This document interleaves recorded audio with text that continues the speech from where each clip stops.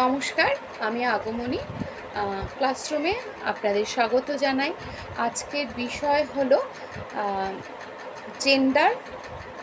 আর জেন্ডারের ফলে আমরা coat unquote মহিলারা এবং প্রকৃতি কীভাবে সাফার করি সেই বিষয়টা এখানে আলোচনা করব।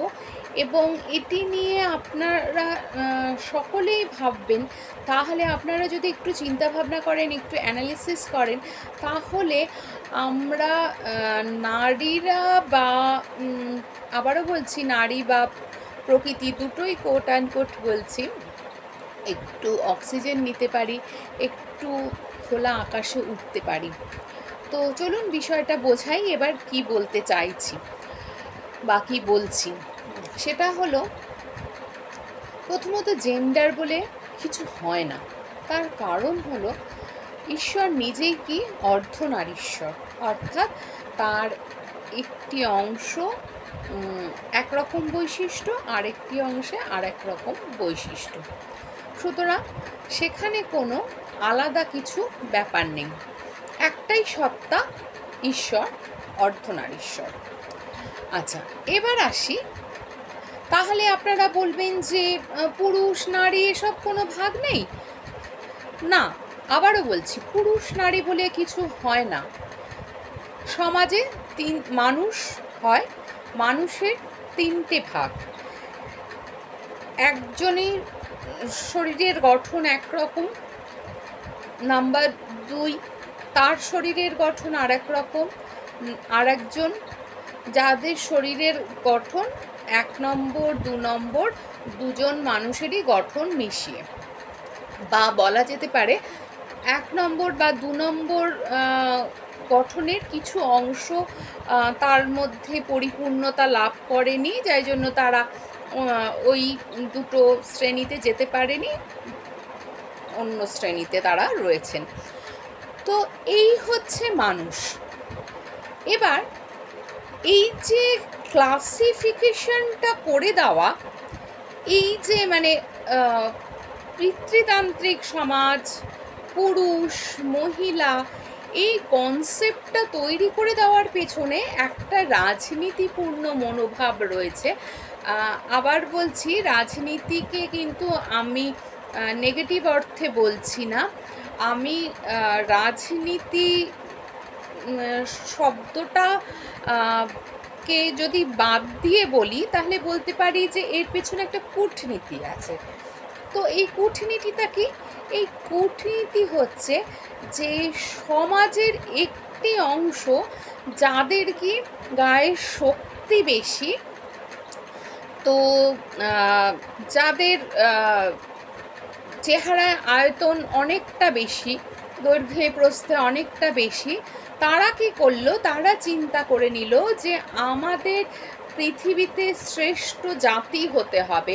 অর্থাৎ তারা কি করলো? নিজেদের পুরুষ হিসেবে ঘোষণা করে তারা শ্রেষ্ঠ হয়ে উঠল, এবং যারা গায়ের শক্তিতে কম, একটু সফট, তাদের কি হলো? নারী হিসেবে একটা তকমা দিয়ে দিল। নারী হয়ে কিন্তু কেউ জন্মায় না, নারীকে তৈরি করে দেওয়া হয়, তুমি নারী, হ্যাঁ, এইভাবে তাদের গাইড করে দেওয়া হয়। এবার কি হলো? এই কূটনীতিতে বলে দেওয়া হলো যে সুতরাং যে গায়ের জোরে বেশি, সে তার শক্তি বেশি, সে তাহলে পিতৃতান্ত্রিক সমাজ তৈরি হবে। সেখানে বলা হলো যে তারাই সব। এটা কিন্তু শুধু ভারত বা বাংলাদেশ নয়, সারা পৃথিবী জুড়ে একই সিস্টেম, 2-1টা জায়গা ব্যতিক্রম। তো তারা কি করলেন? তারা বললেন যে না, আমরা শ্রেষ্ঠ, আমরা যা বলবো, আমরা যেভাবে পৃথিবী চালাবো সেইভাবে পৃথিবী চলবে, মেয়েদের কোনো বুদ্ধি নেই, তাদের কিছু জানে না, এইভাবে একটা বিষয় তৈরি করে দেওয়া হলো। একইভাবে আমি যে আপনাদের সঙ্গে এনভায়রনমেন্টাল এথিক্স আলোচনা করেছিলাম, যারা নতুন তারা প্লিজ সাবস্ক্রাইব করে একটু দেখে নেবেন, এনভায়রনমেন্টাল এথিক্স। ওখানে অ্যানথ্রোপোসেন্ট্রিক মতবাদে কিন্তু একই কথা বলা হচ্ছে যে মানুষের কাজে যা লাগবে সেভাবেই প্রকৃতিকে ব্যবহার করবে, আদারওয়াইজ প্রকৃতির কোনো প্রয়োজনীয়তা নেই। যেটুকু মানুষের দরকার সেটুকুই রক্ষা করো, বাকিটা যা খুশি হোক হোক।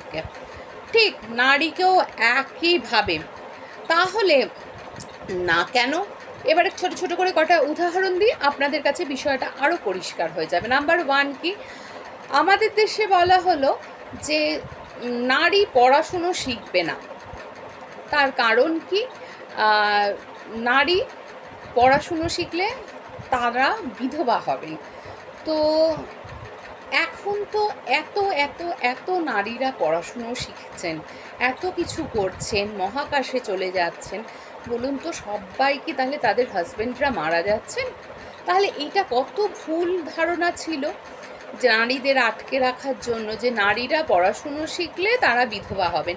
ভয়ে নারীরা গুটিয়ে থাকতেন, তারা পড়াশুনো শিখতেন না, কারণ তাদের ছোটোবেলা থেকে এইভাবেই পেরেন্টিং করা হয়েছে যে তোমরা যদি পড়াশুনো শেখো তাহলে কিন্তু মহা বিপদ আসবে। নাম্বার টু হলো কি না, সন্তান প্রসব করে যেতে হবে।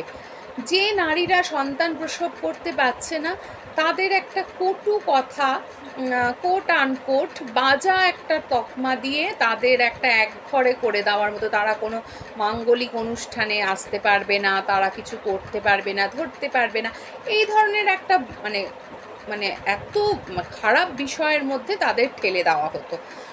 তো এই সমস্ত করে নারীদের সাপ্রেস করে রাখা হতো যাতে তারা কখনো মাথা তুলে দাঁড়াতে না পারে।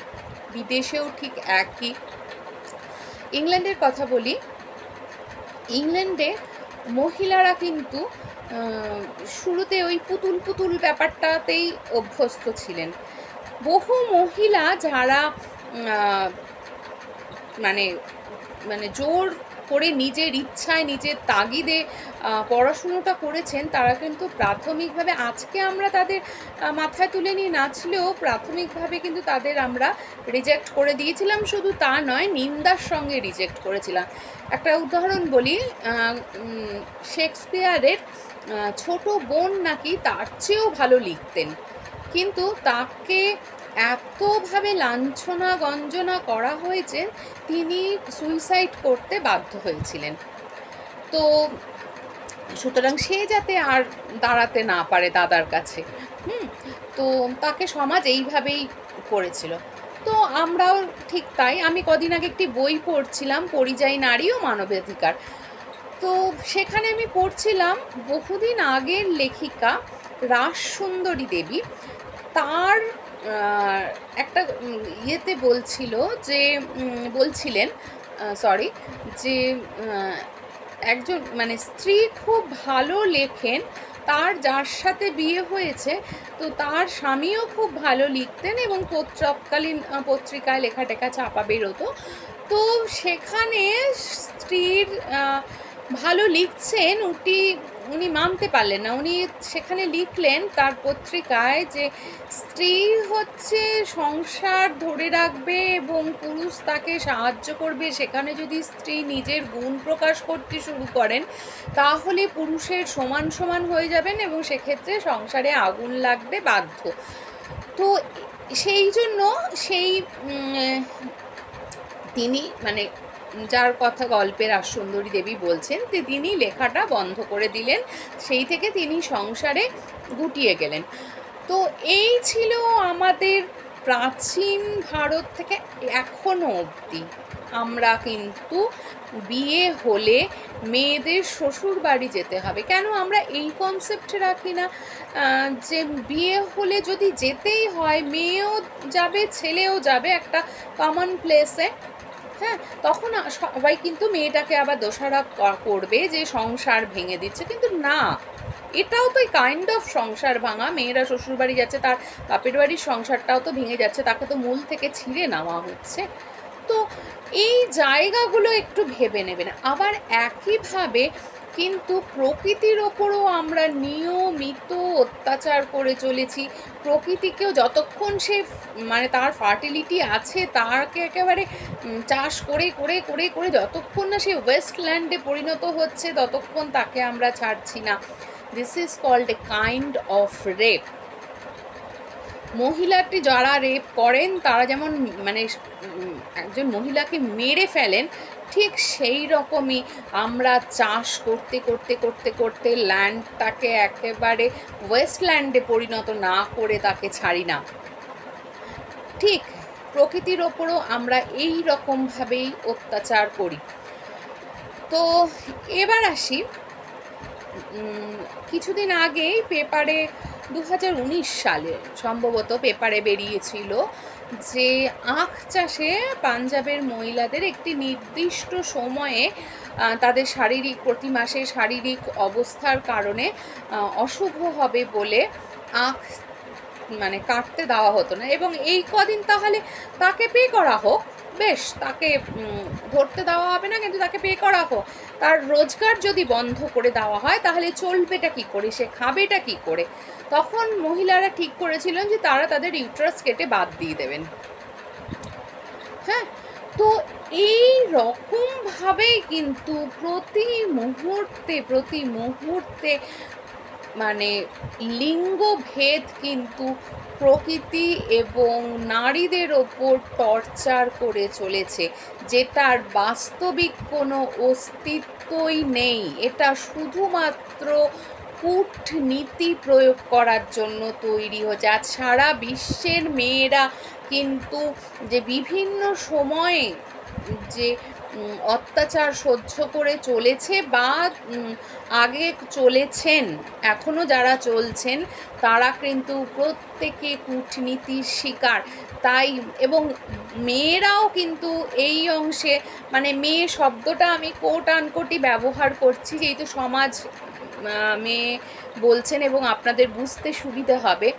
তো মেয়েরাও কিন্তু বহু মেয়েরা আছেন যারা এই বিষয়টিকে স্বীকার করে নেন। যতক্ষণ না মানে তারা অত্যাচারিত হতে হতে একেবারে শেষ সীমায় পৌঁছে যাবেন, ততক্ষণ কিন্তু তারা এই বিষয়টিকে এগ্রি করেন না যে অ্যাকচুয়ালি জেন্ডার বলে কিছু হয় না।